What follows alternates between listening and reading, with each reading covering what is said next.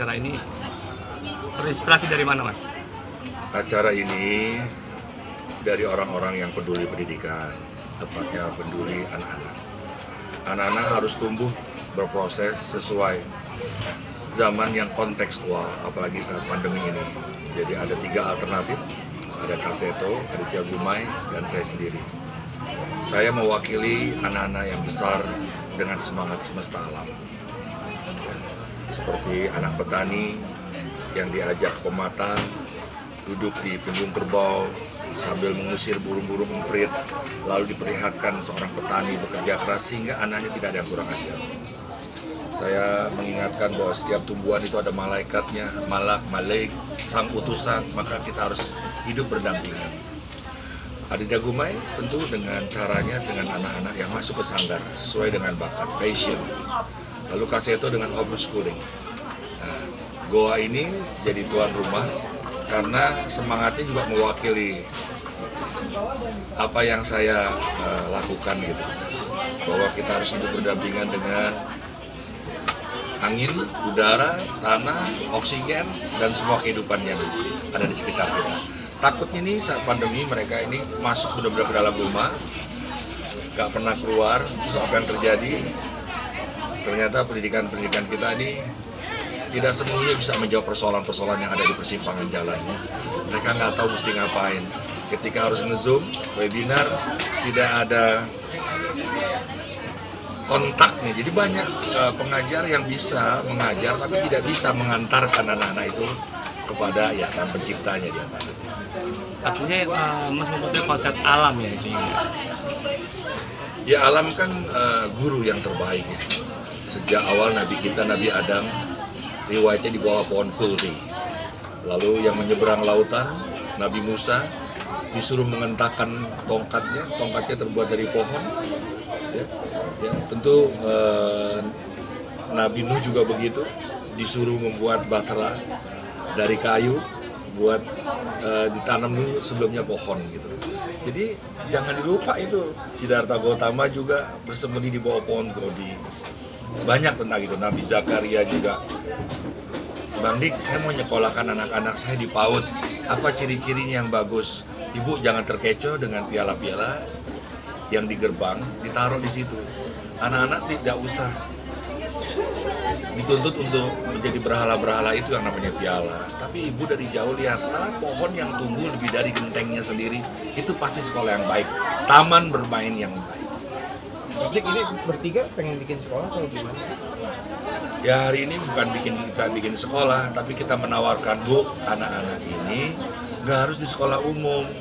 Ada di homeschooling, ada yang besar karena sanggar, ada yang besar dia kita sebagai orang tua teman bermain, teman belajar, juga sahabatnya di alam, di rumah. Sekali lagi ya, yang wajib itu belajar bukan sekolah sebenarnya. Dan sekolah itu tempat mengasah, dan mengasah itu boleh di mana aja, boleh di semesta.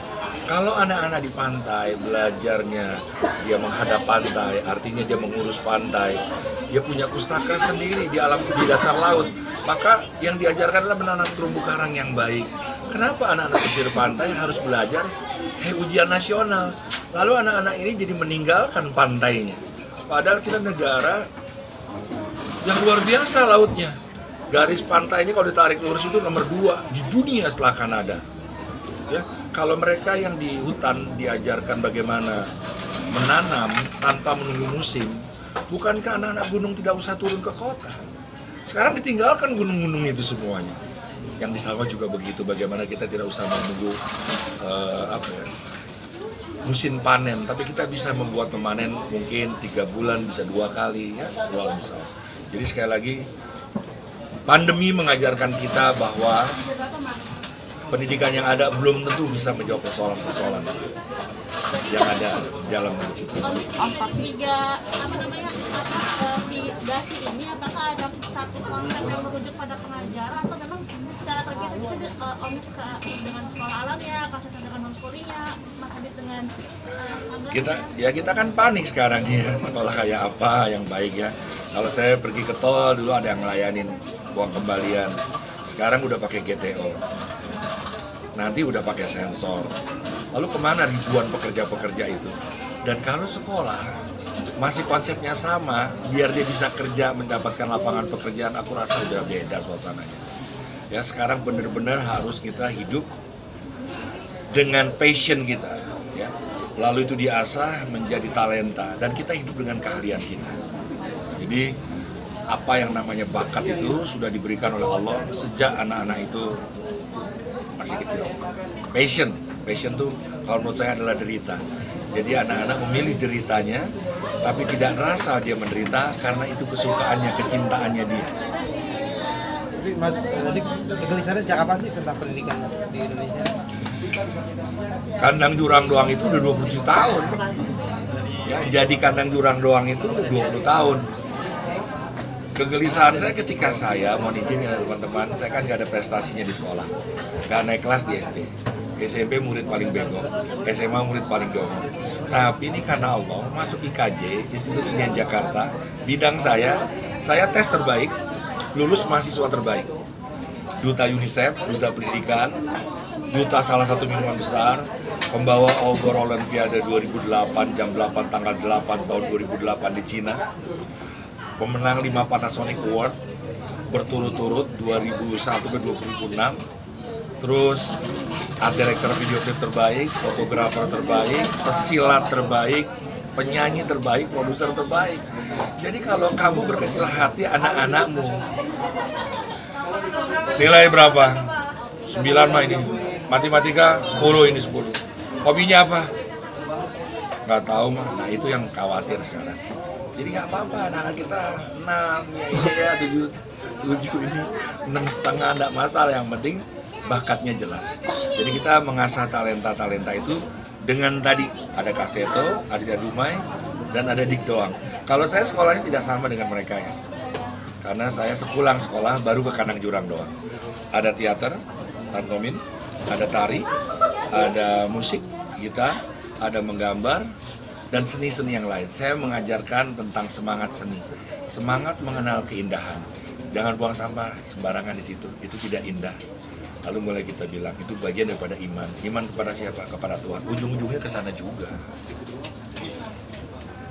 Konsep dari rumah gua sendiri seperti apa sih, Mas?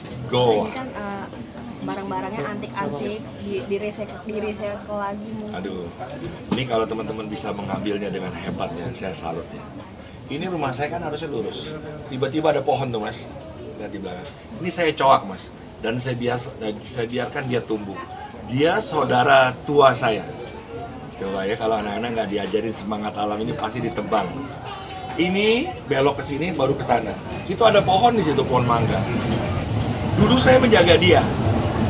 Sekarang dia besar, dia yang menjaga saya dari oksigen, dari rasa panas, dan dari pelanggan-pelanggan yang hadir di sini, dan ini akhirnya viral.